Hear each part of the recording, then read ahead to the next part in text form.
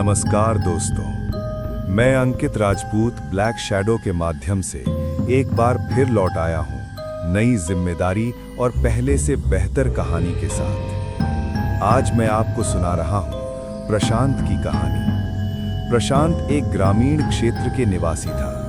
प्रशांत और उनका दोस्त निखिल एक रात खेतों के रास्ते अपने गांव वापस लौट रहे थे, जहां उनके साथ कुछ ऐसा हुआ जिसे सोच के उनकी आज भी रूह कांप जाती है। ये आपकी रूह कांपा देगा। जो उनके साथ हुआ बहुत ही खौफनाक था, जिसे उन्होंने खुद अपनी आंखों से देखा और झेला।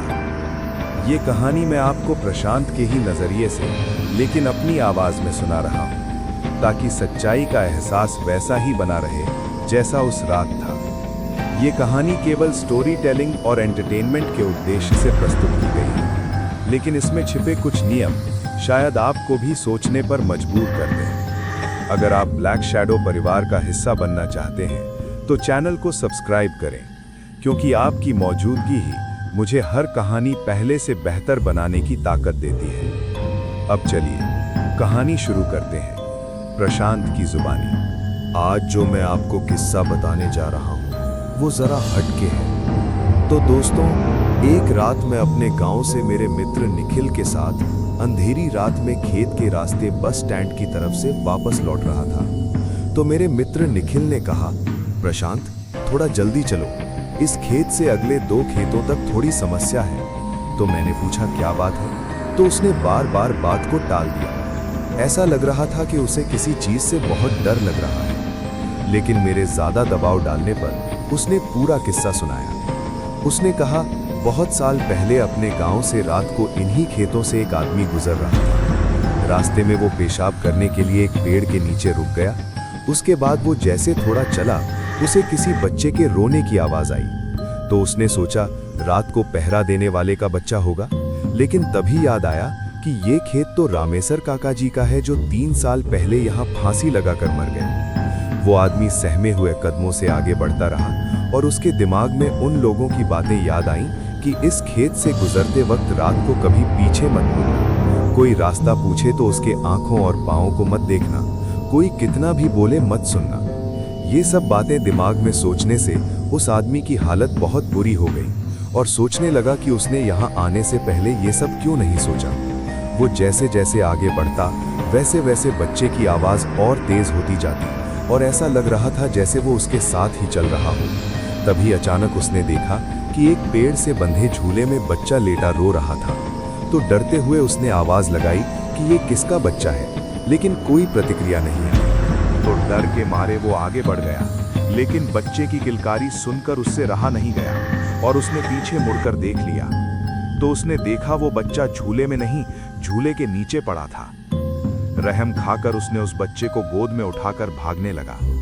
थोड़ी देर बाद वो बच्चा उसे भारी लगने लगा और वह देखकर चौंक गया कि उस बच्चे के पैर लंबे होकर जमीन को छूने वाले थे। उसने घबराकर बच्चे को गोद से गिरा दिया। जैसे ही वो बच्चा गोद से गिरा तो बच्चा बड़े आदमी की तरह जोर से हंसकर बोला, तू आज तो बच गया। अगर मेरे पैर जमीन छू लेते तो तुझे आज यहाँ कोई नहीं बचा सकता था। तेरी मौत तय थी। ये कहते ही वो बच्चा गायब हो गया। वो इंसान गिरते पड़ते घर तक पहुंचा और घर पहुंचते ही बेहोश हो गया। जब उसे होश आया तो उसने गांव वालों को ये सारी कहानी बताई। तब से इस खेत के बारे में ये कहानी फैली है। मेरी ये कहानी निखिल से सुनी ही थी कि हमारे साथ कुछ ऐसा हुआ जिसके बारे में सोच के आज भी रूह कांप जाती है। हमारे सामने भी बच्चा वैसे ही झूले के नीचे पड़ा था, जो हमें भी देख रहा था। अचानक उसने हमें देख के रोना चालू कर दिया। ये सब देख के हम बुरी तरह डर गए। हमने बिना कुछ सोचे भागना चालू कर दिया। 2 खेत तक उस बच्चे की आवाज हमारे कानों तक आई, फिर अचानक बंद हो गई। हम अपने अपने घर पहुंचे। घर वाले सब सो चुके थे। जैसे तैसे मैं भी सो गया। अगले दिन मैं ये पूरी कहानी घर वालों को बताई।